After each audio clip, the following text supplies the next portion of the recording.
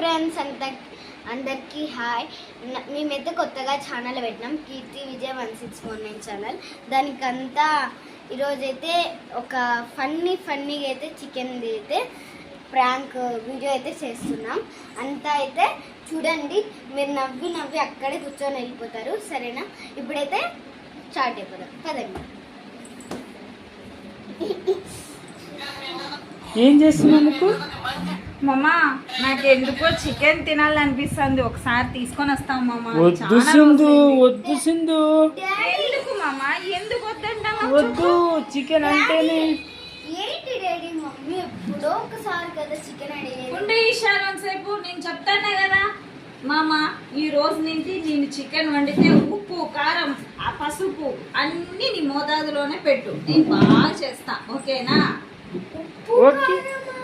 అంటే ఈషా, మీ నాన్నకి కావాల్సింది ఉప్పు కారం ధనియాల పొడి అన్ని తక్కువ వేసి ముడక పెట్టి తింటే. అమ్మో, ఈ రోజు డాడీకి నాకు చివరి రోజు. ఎందుకు చివరి రోజు అవుతుందమ్మా?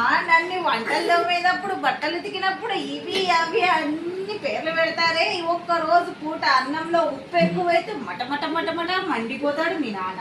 నువ్వు చూస్తేనే నా పని ఏళ్ళు కదా దుకాణం బంద్ అని నువ్వు అంటావు. కాకపోతే నేనెందుకు, ఒక్కసారి నా వంట తినండి, అమోఘం అద్భుతం అనండి, అంతే. చూద్దాం అద్భుతం. సరే వెళ్ళు మామ, చికెన్ 1 కేజీ పట్టుకరా, నాటికోడి మాంసం తింటే. ఓకే, ఈ ప్రళయాన్ని ఇంకెవ్వరు ఆపలేరు, మీ ఇష్టం. చికెన్ అయితే రెడీ అయిపోయిందంటే వెళ్ళి చూద్దాం పదండి. బాబు మమ్మీ అయితే తొందరగా అంటే నాకే భయం వేస్తుంది. వేరే లెవెల్లో ఉంది చికెన్. ఓకే, ఇంకా బయటికి పోదాం రండి. రండి.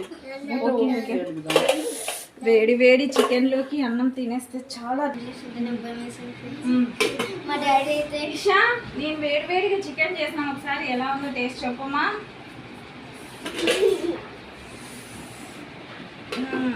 మామా నువ్వు?